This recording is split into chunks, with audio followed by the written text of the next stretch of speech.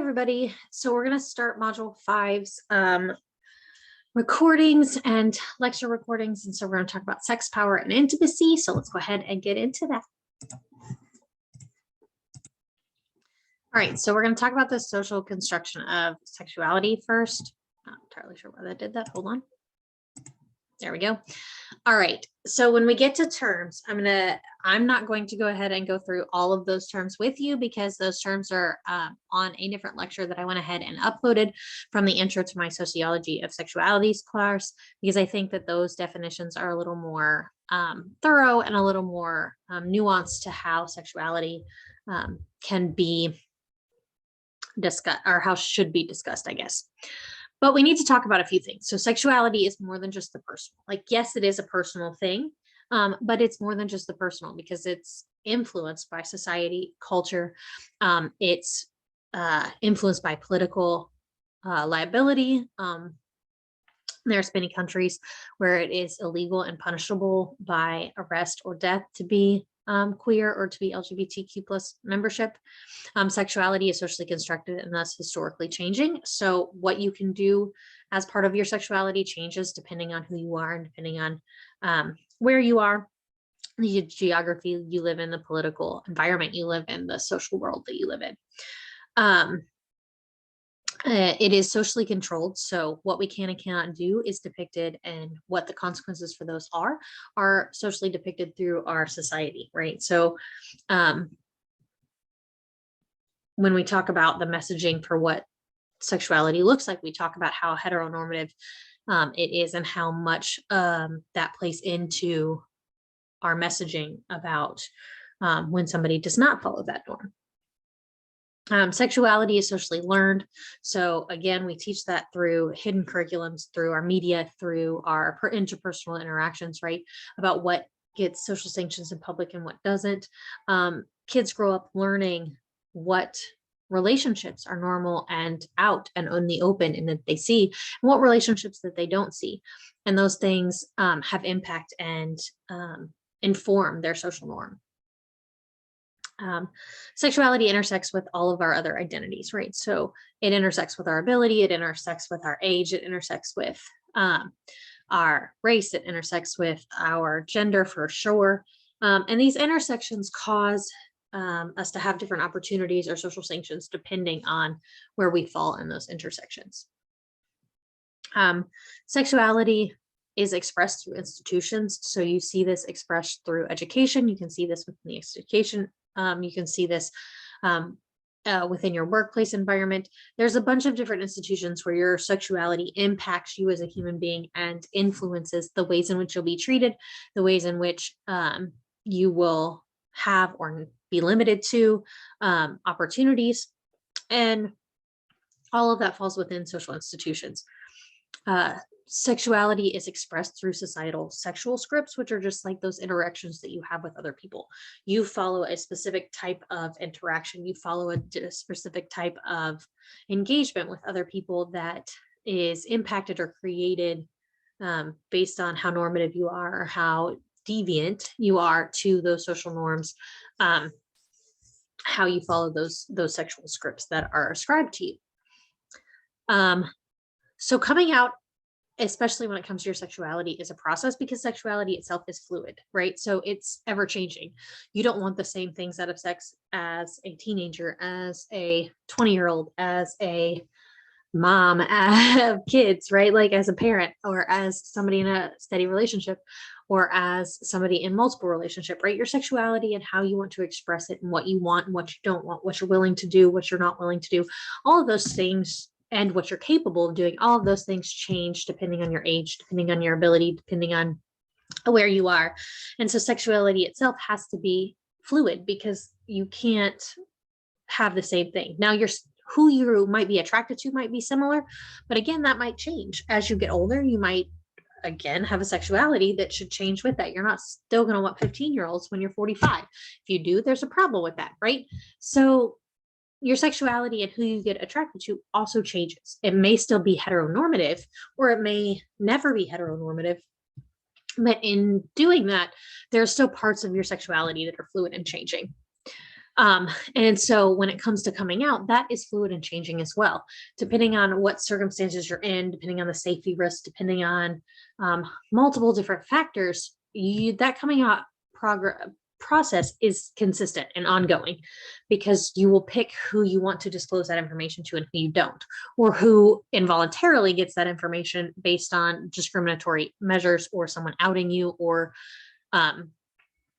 something of that nature. Sexuality is influenced by globalization, colonialization, and religion. So when we came in contact as white entities to other other colonial sources. So when Europe came and essentially colonialized most of the world, they imbued with them their own ideas of what sexuality looks like, their own ideas of what marriage looks like, of what unions look like, of what practices look like. And in doing so, changed and interrupted processes that were happening, right? So there were different sexualities, there were different ways of expressing yourself in other cultures that were eradicated due to the bringing in of Christianity, or bringing in of ideas of a man and a woman, or heteronormative ideas and structures.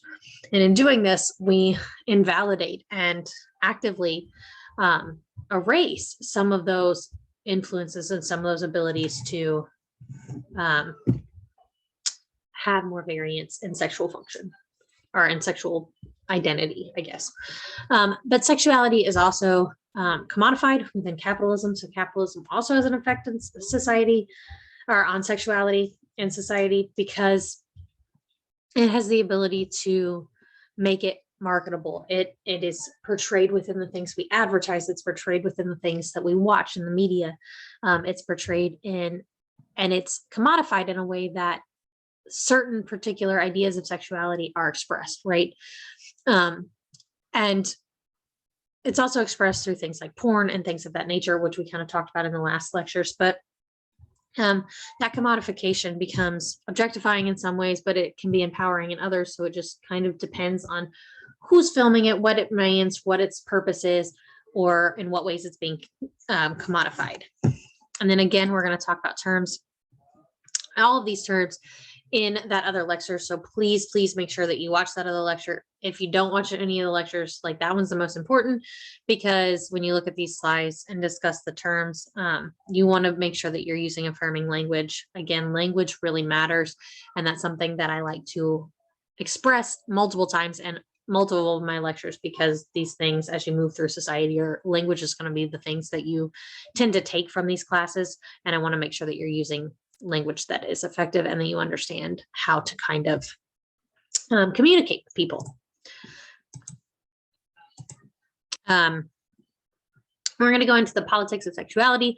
Again, heterosexuality is the social norm. That leads to a lot of heteronormativity, meaning that you're going to get a different kind of opportunities, different kinds of opportunities, less consequences, things of that nature when you fall under the heteronormative idea frame.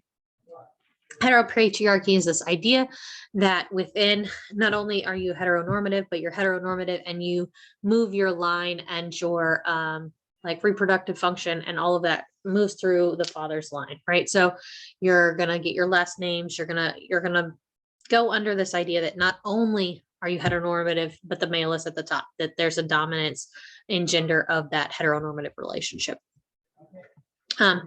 Cisgender performance is also assumed within heterosexuality, which means that both the individuals within that heteronormative relationship are supposed to be cis, or adhering to their assigned sex at birth for their gender. The disadvantages of being outside of that norm: you have marriage inequality, you have obstacles with adopting children, obstacles in custody battles of biological children, and obstacles and fertility options available to you as a couple. Intimacy. So when we talk about intimacies, we're talking about a wide range of emotional, physical, and sexual relationships. So back in the old days, they talked about dating as kind of this courtship idea, right? So you were courting the person that you were intending to marry. And those courtships were more geared towards social and political like social clout. So you were courting somebody to either maintain your social line and your social status, or you were trying to elevate it. So as men, you would maybe court someone that was in a higher social class to attempt to kind of up your social class, because you wanted to have the social class of the higher person. In dating, but it was much less about love. In dating is again this idea of before marriage interacting with this individual, or in a long-term partnership, or maybe not, just sometimes going out on these dates and kind of interacting with a person within your that you might be attracted to or romantically inclined to. It does not always include sex, but can. It does not always include more than one date, but it can. It's not always short term, it can be long term. Dating is a term that is it's not very specific, right? It covers a vast majority of the interpersonal relationships that people have. Marriage. Okay, so let's talk about marriage for a second. Marriage is an institution that is found in most human civilizations through most of human history. Up until very recently, it was not something that had to do with love. It had nothing to do with love. It had everything to do, again, with that courtship, that political status, that social status, the getting more resources, acquiring resources between families. It was more of a father generally like selling off essentially his daughter to gain political clout or to adhere to social expectations or to what have you. But for a very long time, the women had little say in it. They did not have the rights to a bank account until it was like 19 somethings. It's been within the last 100 years. And so they weren't allowed bank accounts. They weren't allowed property rights. They weren't allowed to go and get a job without their husband signing for them. This was not specifically about love. That doesn't mean that love couldn't be part of it. It just meant that that was not the deciding factor. Romantic love is something that's more recent, and that really can be with or without that marriage. It can be with or without that dating. But this idea that they're interacting with another individual because on a romantic level, not just a sexual level, you are attracted to them as a human. You are attracted to, and you enjoy their company. You enjoy them as a human. Romance can be commodified, and by commodified, I mean making it something that is sellable. And so you think of things like Valentine's Day, you think of things like romantic comedies, you think of things like dating websites or anything where you're selling this idea of romantic love. You're selling this idea of a specific type of heteronormative love that comes with a particular type of commodification. Romance can be a mechanism of sexism because most of the time when you're selling this idea of love, you're selling this idea of submissiveness of women, and or you're selling this idea of pursuit of women. You're selling this idea of a specific heteronormative kind of function, and it does become this mechanism that can portray a lot of sexist ideas. Now, on the flip side of that, it also can be liberating in the sense that it does give you the ability to have choice. And choice is a much better factor than marriage for the majority of women throughout time and history. So there are pros and cons, but it does and absolutely can be a mechanism of sexism. There's other kinds of intimacy. You can have virtual sex with other individuals. You can have virtual sex with other characters in a video game. There are all sorts of kinds of virtual sex where you get to interact in a virtual space with a presentation of yourself that may or may not represent you, that may or may not feel more like you. It just depends on what kind of environment you're in and how that intimacy or how that interaction happens. Emotional intimacy is this idea, again, that it's more of an emotional fixation and less built on the physical capacities of a relationship, but more built on this on the emotions that you enjoy, on the way in which somebody makes you feel, those kind of things. They can be in connection to other intimacies. None of these intimacies need to be singled out, and only those, but they can be. You get homophobia and homoeroticism. Homoeroticism is this idea that even within heteronormative relationships, or even within friendship patterns or intimacies that aren't based on romantic love, you have this physical interaction that is intimate, or causing, or not intimate in the way that it causes positive emotions for both people that are engaging within it. And it's not something that's inherently sexual. However, it is something that is same-sex physical interaction. And when you think of this, you think of like men slapping other men's butts during sporting events, or I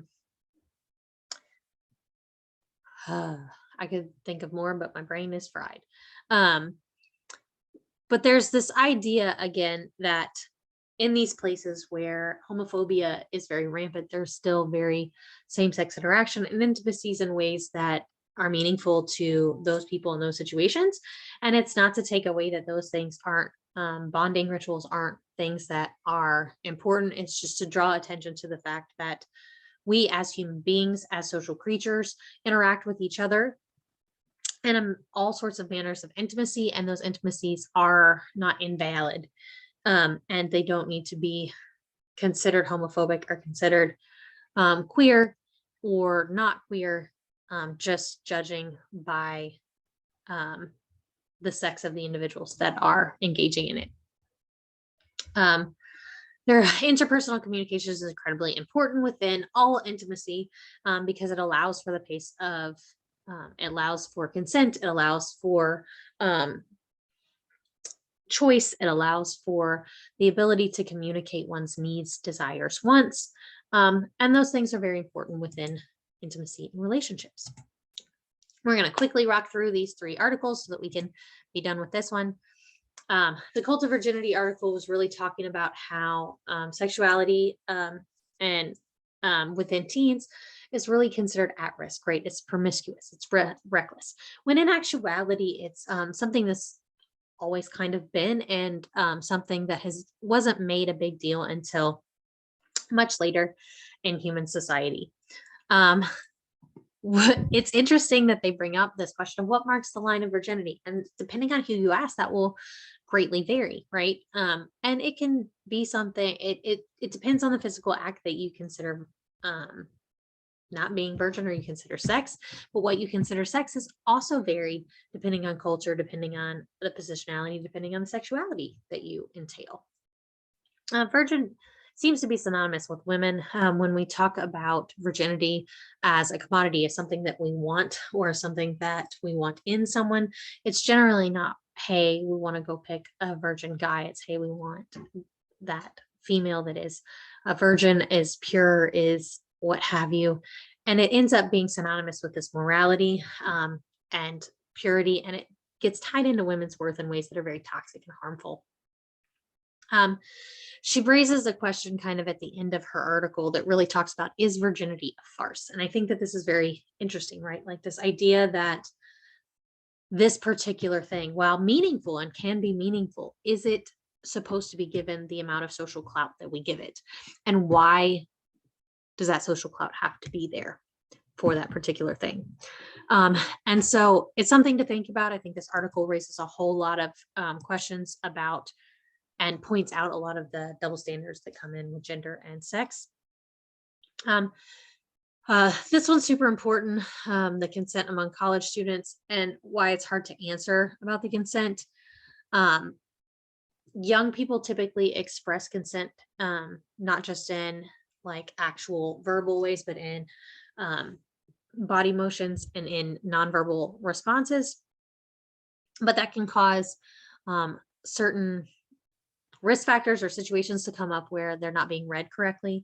When they did this, they found that consent was very easy to, like verbal consent was very easy to register in nonverbal behaviors, but there was confusion when it came to recognizing nonverbal signals for not consenting. And so what that's saying is that you can tell when somebody's really, really into you and wants these things, but when somebody's on the fence or maybe doesn't want these things, it's harder to detect. And that can come from a number of things. Um, but it, but there are contributing factors such as the lack of sexual education in U.S. high schools. Popular culture has a lot of mixed messaging when it comes to consent. Gendered sexual expectations are very different. So the expectations for what women are held up to and the expectations for what men are held up to are two very different things. And party culture and substance use also really impacts what consent is. Men need to consent too. This is something that was talked about in this article, but is something that college students seem to vary on what that means and why that would be. There was a significant portion of men in that study that said that all men would consent all the time. So why ask?